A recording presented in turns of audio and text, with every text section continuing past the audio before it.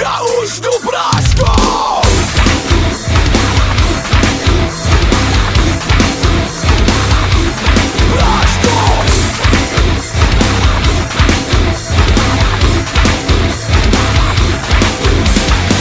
Já vím, že říká se, že jsem vážně divnej, a taky vím, že je to tak, že jsem prostě jinej. Co mám teď dělat s tím, že tu teď řáděj svět?